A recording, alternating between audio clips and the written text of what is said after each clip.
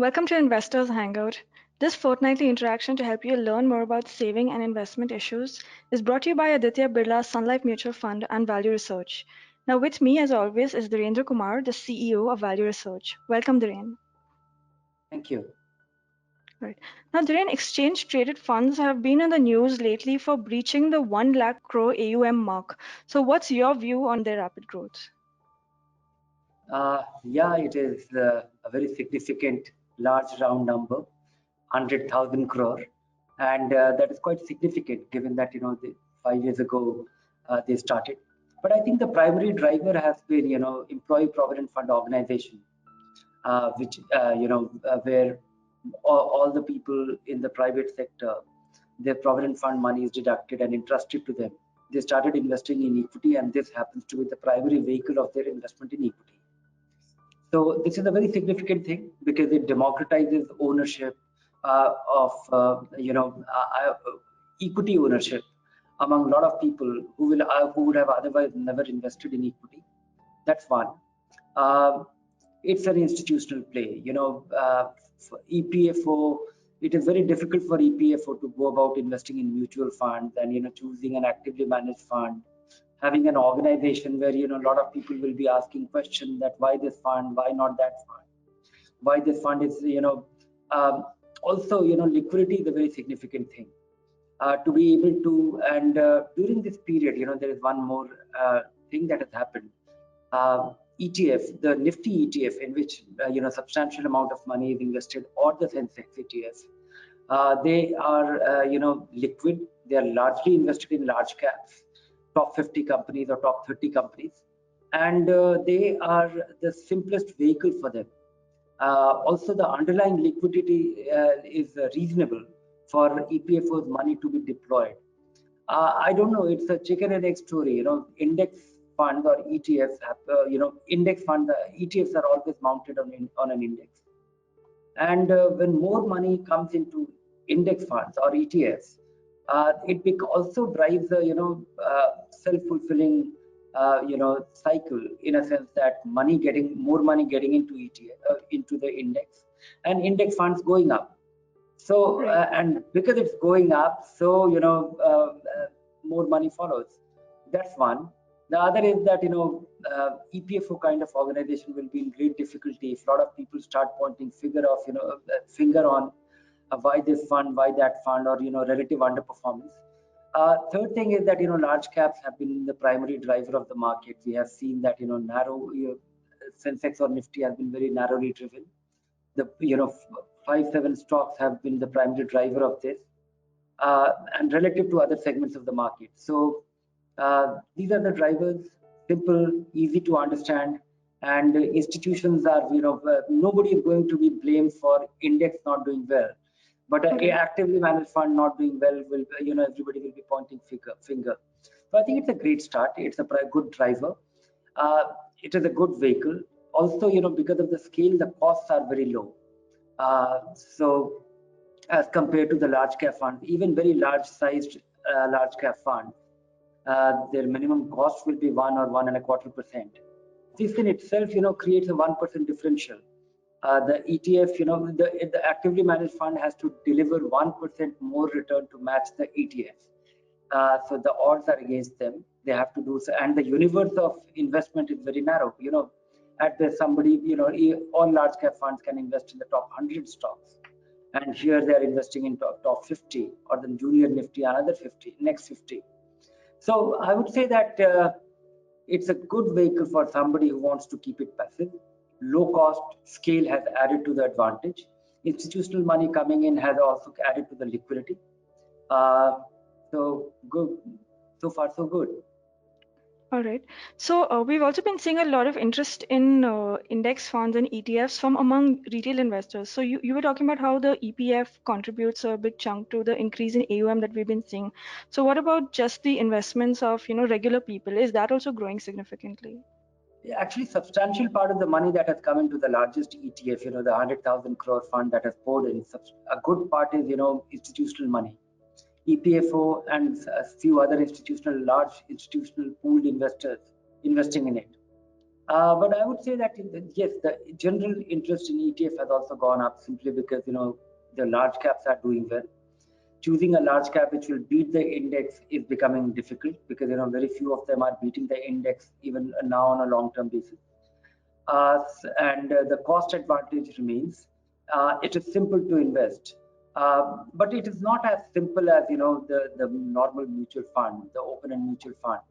I would say that if somebody is conversant with the stock market mechanism of how to place order, buy it, as a demat account, and today you have a lot of something else has added to it, the simplification of the online trading mechanism. You have uh, firms like Zerodha or Grow or Paytm Money coming up. Right. They are enabling zero cost transaction to equity investors, and for somebody who wants to simplify invest with great simplicity, uh, without much of a friction, then these ETFs actually present a great value.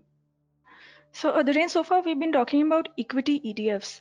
However, recently a few debt ETFs have also made their way to the market. So, how do these work, and what is your view on them?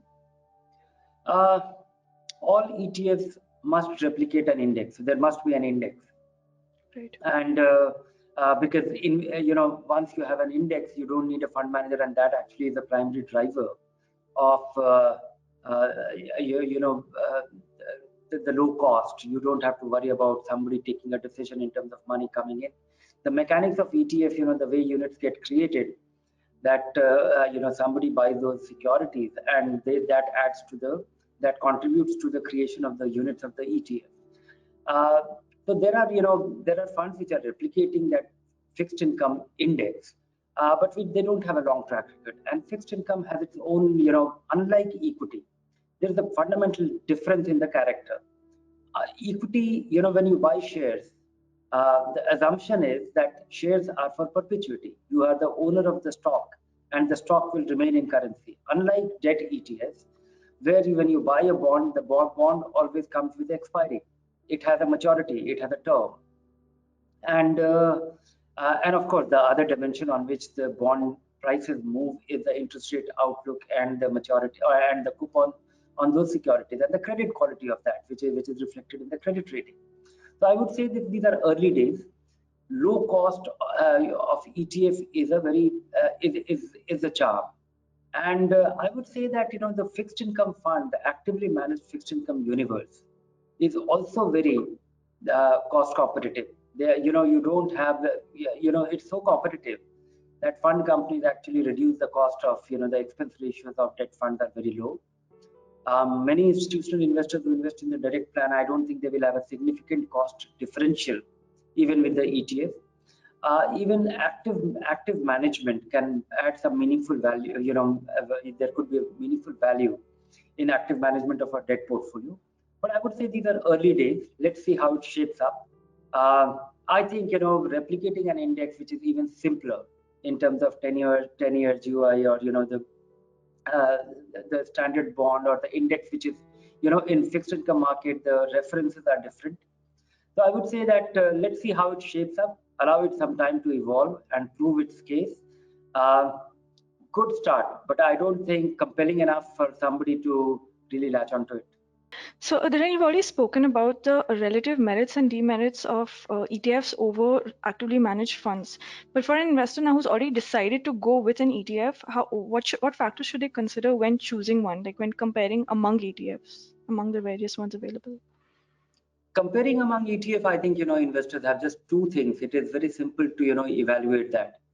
One is the expense ratio, because that is going to be the biggest determinant of or biggest differentiator.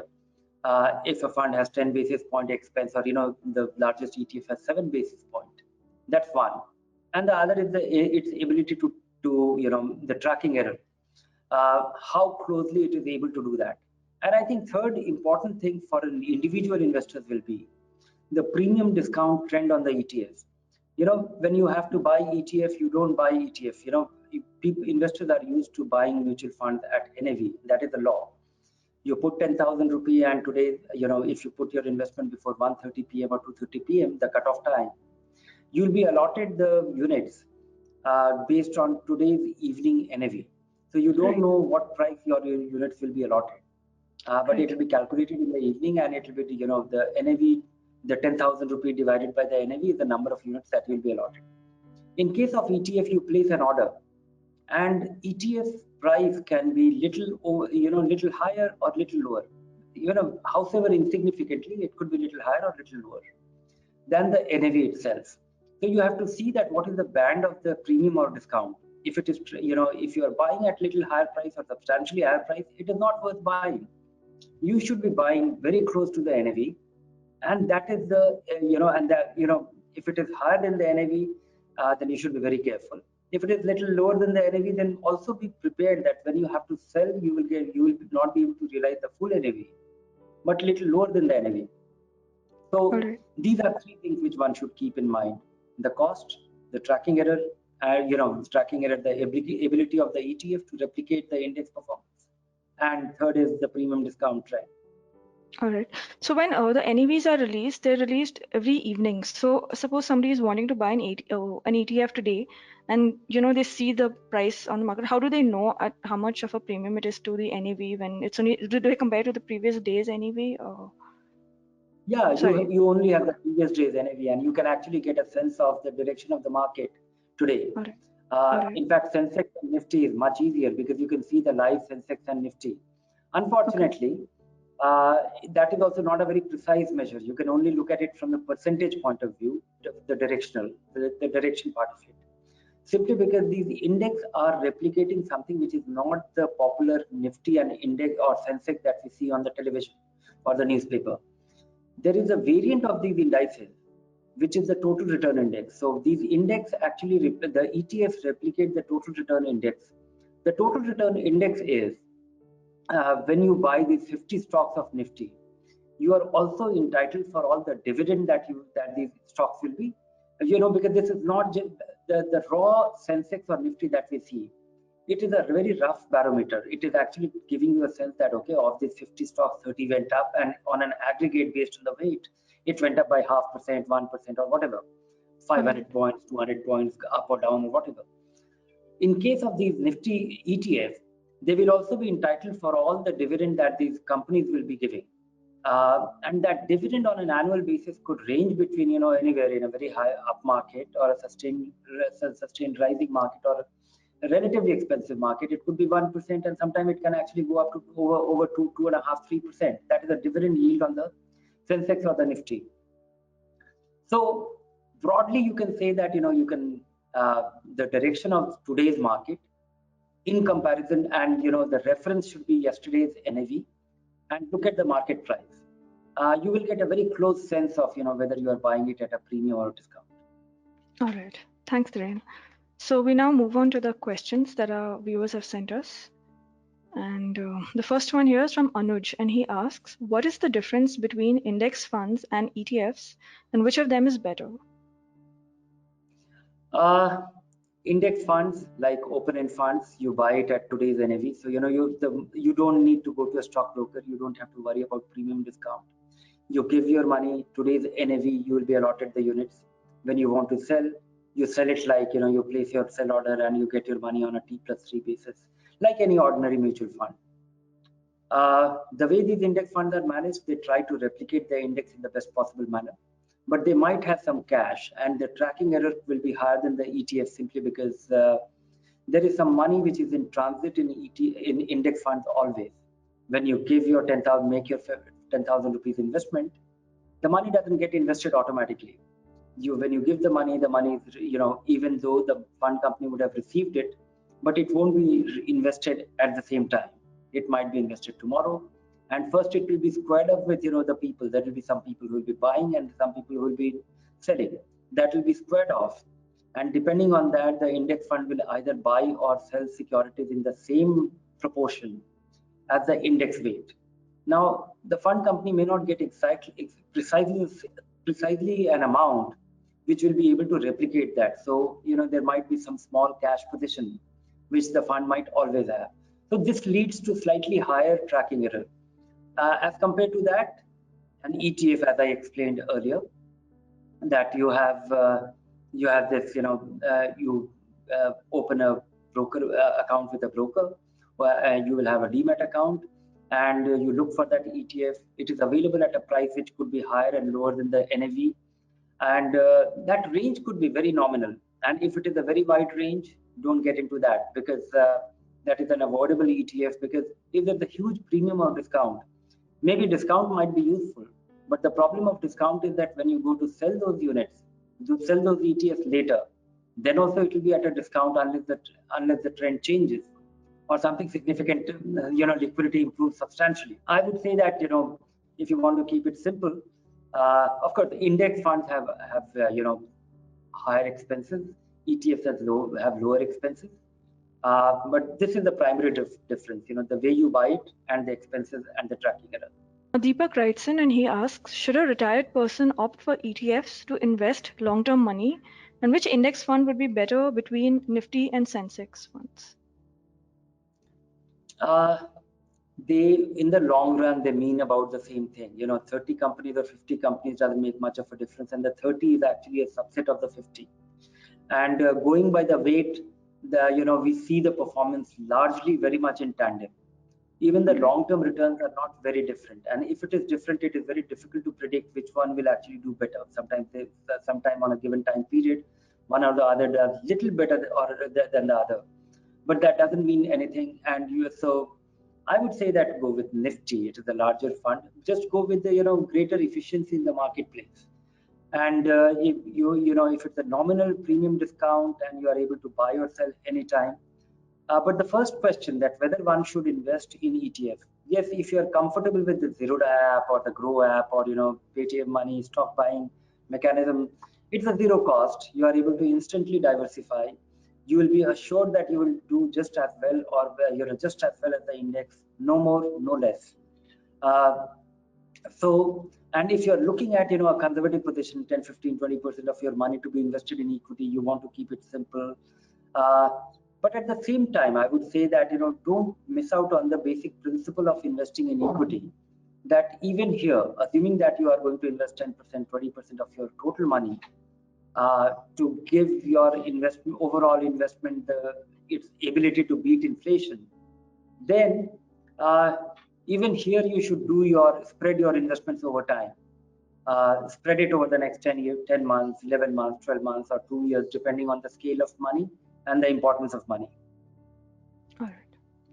So this next question is one that you actually answered in the discussion, but I'm just going to ask it anyway. So it comes from Rohit Yadav, and he asks, why do some index funds have more return than other index funds, even though they follow the same index?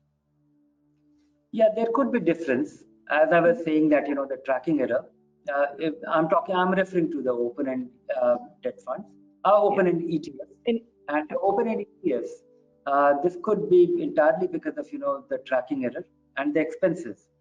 Though the expenses of index fund is lower than an actively managed fund, but still, some fund companies can charge high or low.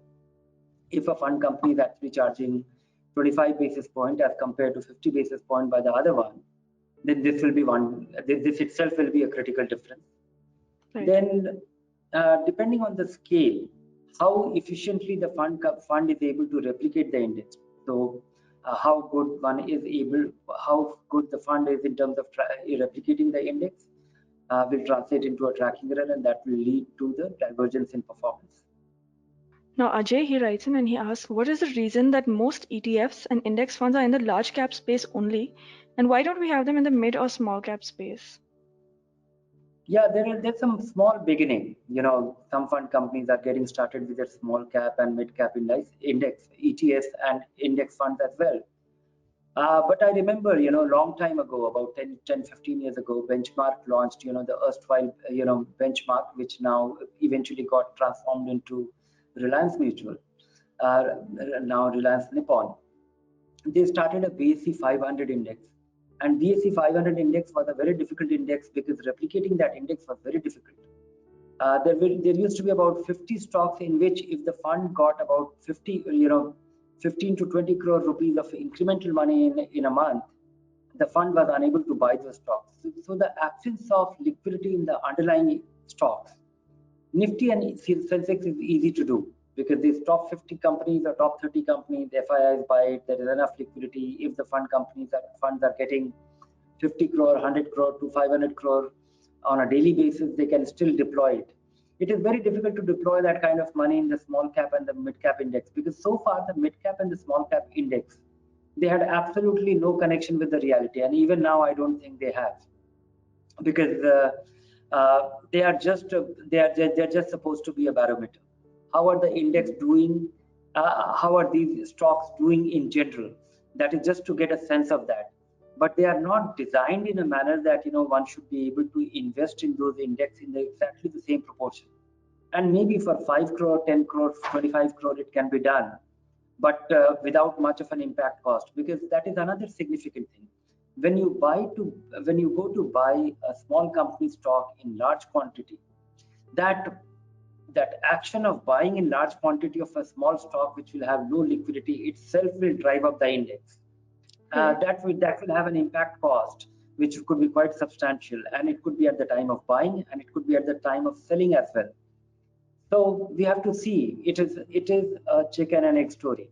Till we have more money in such index funds, or those index funds get created, there won't be liquidity. Also, I feel that Indian small cap and mid cap universe, many companies where promoters have a very significant holding, and there is just not enough liquidity in the market, or there is not enough supply in the market. Even if price goes up, there are not too many sellers. I know of companies which are 5,000 crore capitalization or 7,000 crore capitalization, but it is extremely difficult to buy stocks worth a crore of rupees every day. Their daily liquidity can, so small investors might have an advantage that they can put their 1 lakh, 5 lakh, 50,000 rupees on a daily basis in such stocks. But for an index fund, for a meaningful amount of money, that will not be, it's difficult to replicate. So my sense is that such ETFs will be very hard to run. Open-end small cap index funds might still be possible, but beyond a certain scale, unless the underlying liquidity actually rises or grows substantially, it will not be possible. And let us see, there is a modest beginning with the launch of some of these small cap index funds. Let's see how it shapes up. So this next question is from Amit, and he says, I'm 46 and planning to retire in 3 to 4 years. Would it be better to purchase a personal health insurance policy now in addition to the employer-provided group health policy, or should I purchase it post-retirement? Yeah, I think you can have a supplementary health insurance policy, and when you retire, actually enhance the value or the coverage. And if you have 2-3 years of no claim, the coverage itself, the value of coverage also gets increases over time. And you will also be able to build a track record with the insurance company in terms of your health track record, and your claims entitlement, or have you availed it or not. But if you do take it after retirement, you will not be you don't have any significant cost advantage, because health insurance pricing entirely depends on it gets revised every year. There is no advantage of buying it early. Now, Harshavardhan Vaidya, he writes in and says, since the markets are volatile and may continue like that for a year or so, would you recommend investing in arbitrage funds to generate good returns? Markets are always volatile, and I don't think you will come across a stage where markets are not volatile. That is the nature of this. That's the nature. So I would say that don't be guided by don't try to avoid the crisis, or the volatility. You should be primarily guided by when how long is your money to be invested. If this money you are unlikely to need for 5 years, 10 years, then maybe start your gradual investment. Maybe start conservatively, start investing in equity income fund. That these funds are a quarter or a third of the money is in equity, remaining 2/3 is in fixed income. If you definitely need the money in 1 or 2 years or 3 years, then you have this option. Arbitrage fund is one, liquid fund is another, and maybe more appropriate fixed income category which will enhance return, which is very much in line with your time frame of investment. That should be the basis of choice of a fixed income fund for investment for short term and medium term. Long term investment, you should have some equity exposure, small allocation, and when investing in any kind of equity, you should spread your investment. over time. All right. All right. Okay, so we have another investor here who's worried about the current market situation, and Sharda Murali, and she writes, considering the current market scenario, would you suggest taking the money out and sitting on cash? I have a horizon of about 5 years. No. If you would have asked me in March, when everybody was so scared, one would have missed, one would have made all the losses permanent, and one would have missed the big rally that came soon after the big decline, big dip. Uh, there is a possibility that my advice will hurt you in the short run, but I'm confident that over a 5-year period, you will not have much of a regret. But I would like to, suggest one thing. If your money is entirely into equity, and you have a time frame of just 5 years, make sure that you are making your investment a little conservative. It is 100% into equity. Maybe move your money to aggressive hybrid funds. That way, a third of your money will be in fixed income. In a market fall or a substantial market fall in a brief period of time, they will not crumble as strongly or as freely as the market. So you will be able to build some shock absorber, and this is a natural way of having a asset allocation, which is little not having 100% equity, or take a third of your money, move that money into fixed income. Because the problem of taking all your money out and waiting for that correction is that you just might keep waiting. You'll miss on a big opportunity. You just might have great regret, and you still have time, enough time. And in a 5-year time frame, I'm confident that markets should do better. And whether the market will come down or not, it's very difficult to guess. All right. Now, Arun Kochar, he writes and says, what is the importance of yield to maturity while investing in a corporate bond fund, and how should I use it to decide on investing in a particular fund?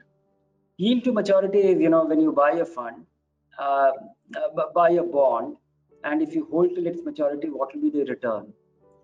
Simply put, this is what it is.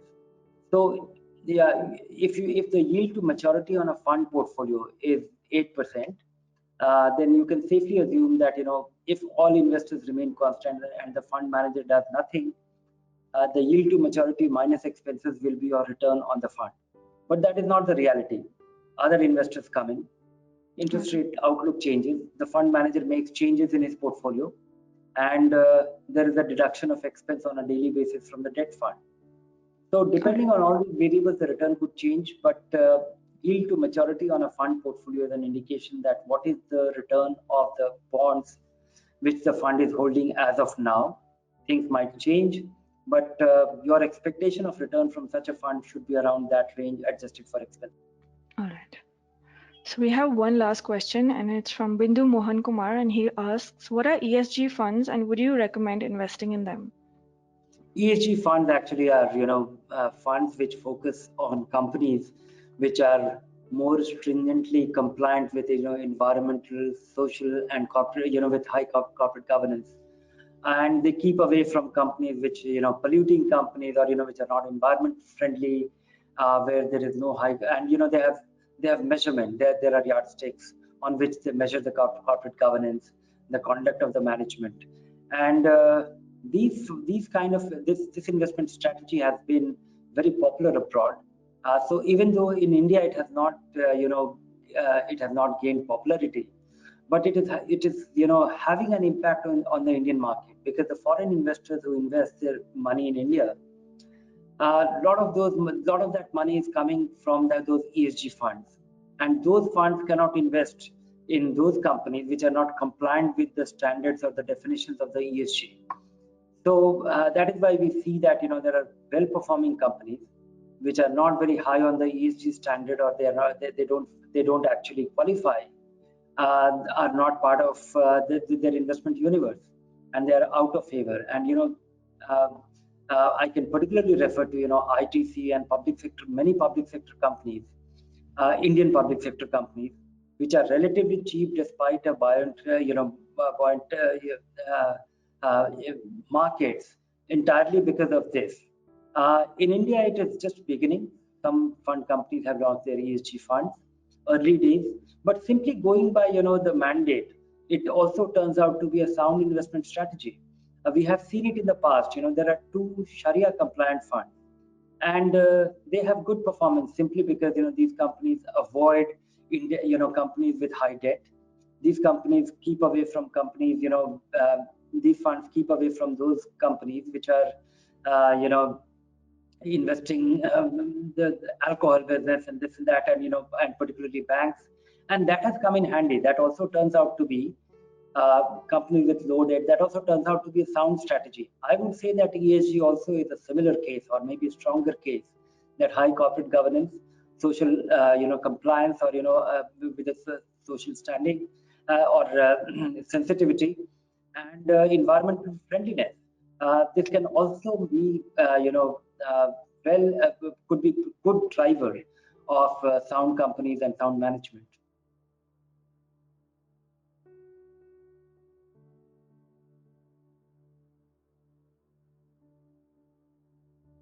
Okay. To all our viewers, thank you so much for tuning in, and bye for now.